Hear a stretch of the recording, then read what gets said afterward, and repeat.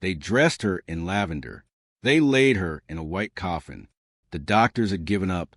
The senator's daughter was declared dead. But as the funeral began, a poor boy stepped forward. The cook's son mocked, shoved aside, told to respect the dead, until a small voice shattered the silence. "She's not gone." What happened next stopped the funeral and left the mother screaming through her tears. Before we dive in, let us know in the comments, what time is it, and where are you watching from? Let's start. "Don't stand so close," one of the suited men muttered, shoving the boy back with a stiff hand. "This isn't for you." The boy, no older than 9, clenched his fists at his sides. His brown trousers were worn thin, a plain gray shirt beneath them. His sandy hair was uncombed, his hazel eyes burned, but not with fear, with pain. "She was my friend," he whispered. The small white coffin before him felt like a cruel trick.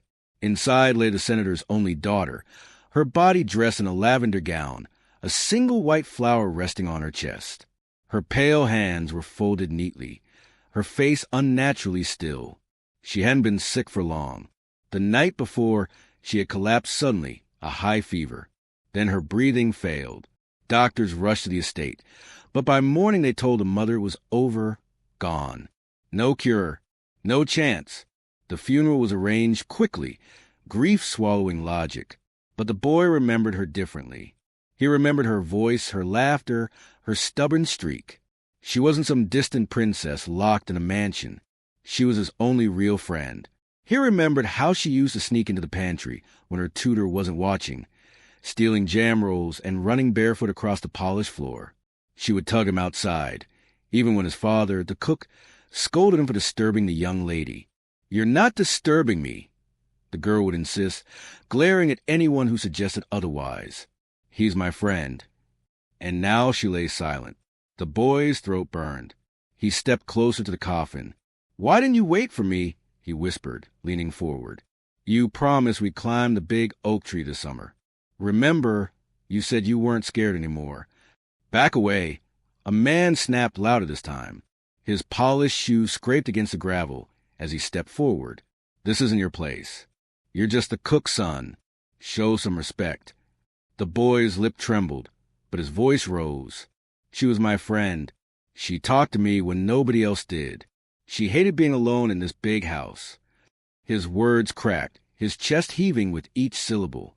The mother, Senator Evelyn Ward, dressed in a fitted black dress, her dark hair tied back in a severe bun, lifted her face from the coffin. Her eyes were raw from tears, but her grief hardened into anger. "Do you think this is a time for stories? My daughter is dead, child, dead." Her voice broke on the word. "Don't stand here pretending you knew her better than I did." "I'm not pretending." His small voice rose into a shout, shattering the solemn silence. He reached forward, brushing his hand against her temple. Then he froze. Heat, not ice, not the lifeless cold. He remembered when his grandfather had died. "She's warm," he gasped, spinning toward the mother. "She's not gone." The crowd rippled with gasps, whispers cutting through the air. Evelyn's face contorted, fury battling against fragile hope. "Don't you dare play with me like that. Don't you dare give me false hope." I held her when she stopped breathing. I heard the monitors flatline. The doctors, her voice shattered into sobs. The boy shook his head violently. The doctors were wrong. "Feel her yourself." He grabbed her hand, tugging desperately toward the girl. Suited men surged forward. "Outrageous," one spat. "He's disrupting the funeral." "Disrespectful little brat," another muttered. "Remove him." But the boy clung on, his small fingers digging into Evelyn's hand. "Please," his voice cracked, desperate. "She's not cold. Look at her chest. She's moving. I swear it." Evelyn wrenched her hand back, trembling, her chest rising and falling with ragged breaths. She stared at her daughter's face, still serene, but not dead. Something in the boy's eyes, the raw desperation, stopped her from dismissing him. Her hand hovered over her daughter's forehead. The boy sobbed openly now. "Please, ma'am, don't bury her if I'm right. Don't put her in the ground without knowing." The guests erupted into a storm of whispers. Some shook their heads. calling it imagination. Others leaned forward, curiosity pricking their grief. The priest faltered in his prayer, his voice trailing off. Evelyn's lips quivered. She wanted to scream at the boy, to push him away, to guard herself from another wound. But her trembling hand finally lowered, her fingertips brushing her daughter's skin. The boy held his breath, and in that unbearable pause, the funeral that was meant to end everything hung suspended on the edge of something no one could have imagined. Evelyn's hand touched her daughter's forehead. She froze. Her skin wasn't icy. It was warm, faintly warm. Her chest hitched, so small, so fragile, that for a moment Evelyn thought she had imagined it. The mother jerked her hand back, her breath catching in her throat. She's not cold, she whispered, her voice trembling. The mourners erupted. That's impossible, one man barked. Doctors pronounced her. Another argued. She's alive. My God, she's alive. A woman gasped. The priest stepped forward, stammering. This must be checked. No! Evelyn cried, clutching the girl's hand. Her tears fell onto the lavender dress. Don't take her away from me again. The boy leaned over the coffin, his small hands gripping the edge. I told you, he whispered fiercely. She's breathing. Look closer. Everyone crowded in now. Disbelief fought against the evidence in front of their eyes. The girl's lips trembled. Her eyelids fluttered faintly. Evelyn nearly collapsed, pressing her forehead to her daughter's hand. But the doctor said, she choked out.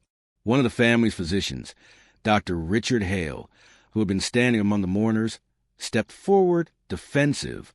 She was gone. Her pulse was undetectable. Her breathing stopped. It was a phenomenon called suspended animation. Her body shut down. Everything slowed until it mimicked death. We thought... He faltered under the glares. We thought there was no recovery. You thought wrong? The cook's son snapped, his small voice shaking with anger. He turned back to the girl. Come on, wake up. You promised me you wouldn't leave.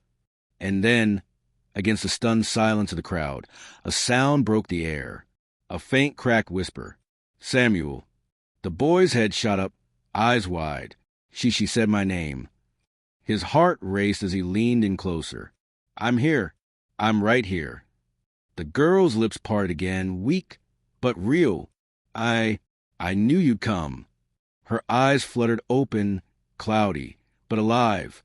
Evelyn gasped so loudly it silenced the crowd. My baby. Her hand shook violently as she cupped her daughter's cheeks. Clara, sweetheart, can you hear me? The girl blinked slowly, her small fingers twitching the boy's hand before slipping weakly into her mother's. Her voice, faint as a sigh, trembled. Mommy. Evelyn collapsed forward, sobbing into the coffin, clutching her daughter's tiny body as if she could never let go again. Oh, God. Oh, thank you. She's alive. She's alive. Her cries shook the air, raw and unrestrained. The crowd was chaos. Some crying, some shouting, some still denying what they saw. But no one mattered except the three at the coffin. The boy, the girl, the mother. Samuel's chest heaved with relief. I told them, he said softly, his voice breaking. I told them you weren't gone. Clara gave him the faintest smile, her lips trembling. You always believed me. Evelyn looked at him through tears, her expression shattering into gratitude. If you hadn't spoken, if you hadn't stopped us, she broke off, hugging both her daughter and the boy in a desperate embrace. Dr. Hale stammered again, shame flushing his face. She had no pulse, no breath. It was medical, but rare. I don't know how she came back. But Evelyn wasn't listening. Her daughter's chest now rose and fell in rhythm, the breast fragile but steady. She kissed her girl's forehead over and over, whispering prayers of thanks. And Samuel stood there, tears streaming, his heart pounding. He had faced their anger, their rudeness, their disbelief. But in the end, it was him, the cook's son, who saved her, because he saw what no one else dared to see. Clara's small voice trembled once more, looking at him as her eyes closed again in exhausted peace. Don't leave me, Samuel. He squeezed her hand, whispering fiercely, Never. And in that broken, sacred moment, the senator's family realized the truth. Their daughter's life had been saved not by wealth, not by doctors, but by the courage of a poor boy who refused to let her be buried alive. If this story broke your heart, don't scroll past. Like this video to honor the courage of children who see what others ignore. Share in the comments. Would you have believed the boy or trusted the doctors? And hit subscribe. More powerful, life-changing stories are coming next, and you don't want to miss them.